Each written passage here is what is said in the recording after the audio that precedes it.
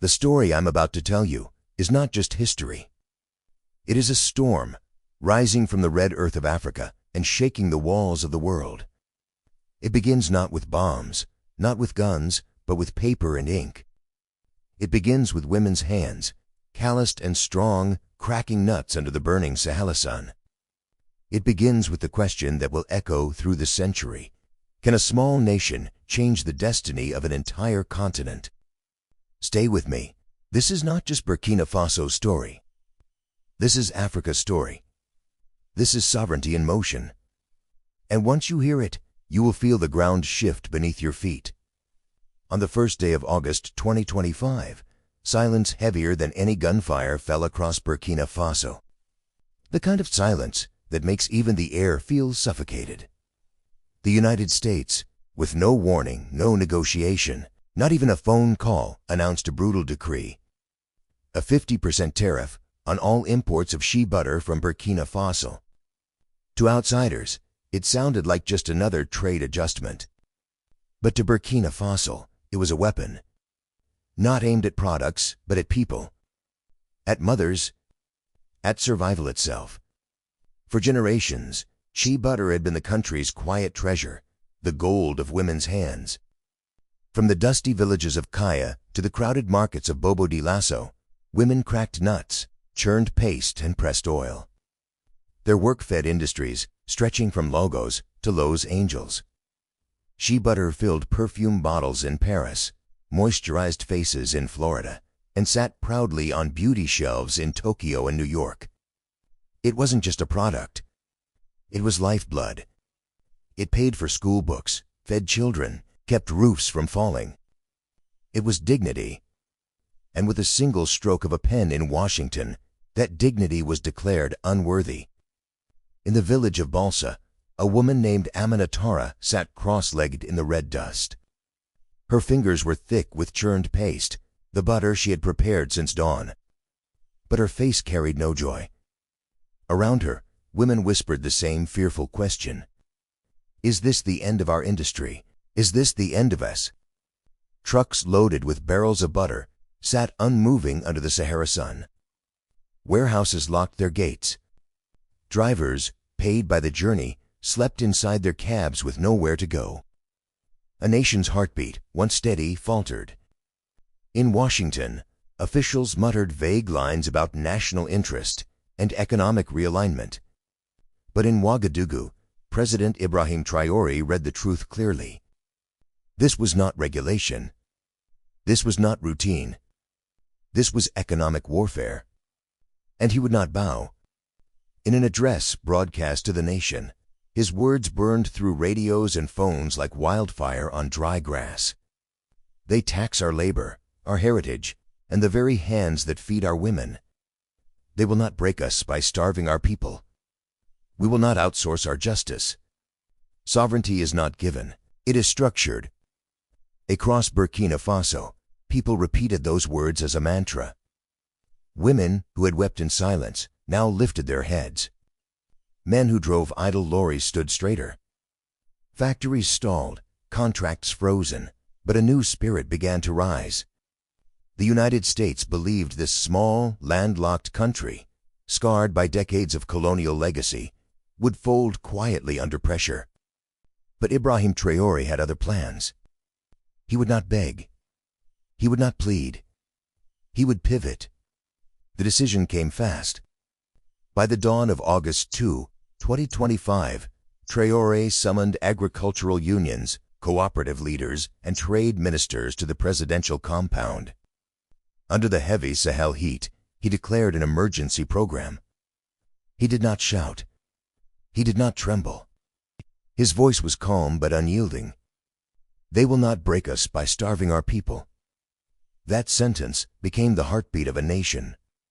From Kaya's dry plains to Ouagadougou's markets, people whispered it, shouted it, sang it. It spread across Africa.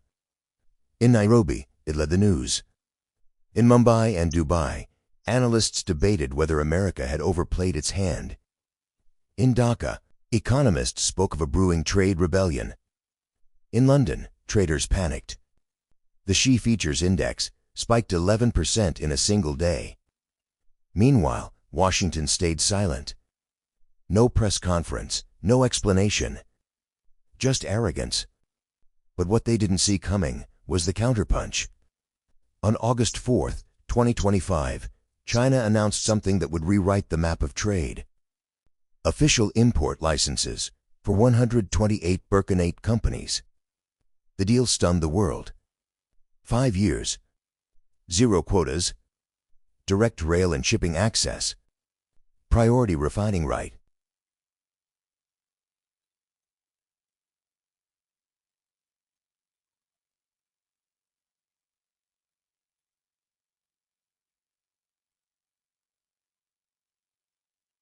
Tracing the old American roots with his finger, he shifted eastward until he reached the Gulf of Guinea.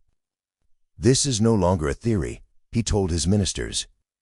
This is our new axis. Those words marked more than a contract. They marked a doctrine. Across Burkina Faso, the news broke like rain after drought.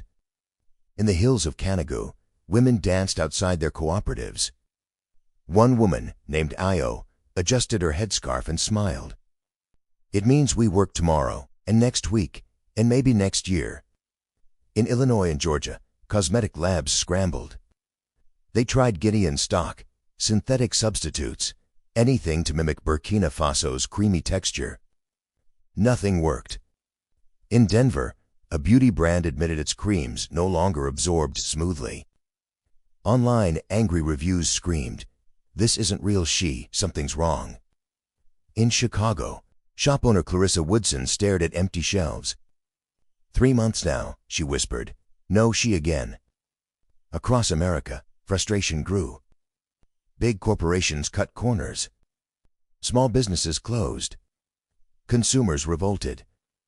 The weapon that Washington thought would break Burkina Faso was backfiring. But inside Ouagadougou, Traoré did not celebrate. He worked. He ordered urgent repairs on neglected roads. He instructed ministries to prioritize eastward shipping. He pushed for logistics hubs and cold storage facilities. This was not improvisation. This was preparation, plans he had carried for years, waiting for the right moment. And now the moment had come. The reaction across Africa was electric. In Lagos, exporters hesitated, wondering if cocoa could follow the same path. In Accra, Ghana's Ministry of Agriculture formed a working group on cocoa verticalization. In Dar es Salaam, Nuruns appeared overnight. Women lifting barrels of shea butter toward a rising sun. Beneath it, painted in bold, "From soil to sovereignty." The crisis had turned into a movement. Factories in Burkina Faso roared back to life. Not with the old rhythm of dependency, but with the pulse of ownership. The Chinese contracts demanded not just raw exports, but processing on Burkinabe soil. That meant technology transfer. That meant royalties for cooperatives. That meant women once cracking nuts barefoot now scanned shipping manifests, logged invoices, even learned Mandarin. It wasn't charity. It was empowerment. Cooperative leader Salamata Konate put it simply, "We are not laborers for someone else's profit. We are shareholders in our own destiny." The transformation rippled far beyond economics. Politically, Burkina Faso now negotiated from strength. No more begging in Paris or Washington. Instead, they presented terms. One West African envoy whispered in Addis Ababa, "We used to ask, now we negotiate." Culturally, the pride was everywhere. Musicians released songs, "She is ours." Poets wrote verses, cracked shells compared to colonial scars now mended. In classrooms, children were asked, "What does sovereignty smell like?" A 12-year-old girl answered, "It smells like the butter my grandmother makes." This was more than trade. This was identity. But critics raised warnings. Was Burkina Faso trading one master for another, Washington for Beijing? Would the new wealth reach ordinary people or vanish into corruption? Traoré responded with firmness. Audits, contract reviews, a ban on offshore arbitration. "We will not outsource our justice," he declared. For him, sovereignty was not a slogan. It was structure. And for ordinary people, the difference was real. Women returned to work. Drivers had destinations again. Families placed food on tables with steady hands. The tariff meant to suffocate had instead awakened a nation's spirit. In Washington, silence grew bitter. The tariff had backfired. Small businesses complained of bankruptcy. Consumers voted against fake Xi. Corporations whispered of collapse. Across Europe, unease spread. In Paris, once the colonial master, officials found themselves outsiders begging for access. In Brussels, EU trade representatives scrambled to re-engage without appearing desperate. The world was learning a lesson. Africa's tables were no longer theirs to arrange. Moscow applauded quietly. Beijing moved fast, breaking ground on processing plants in Shenzhen, Tianjin, and Nanjing within weeks.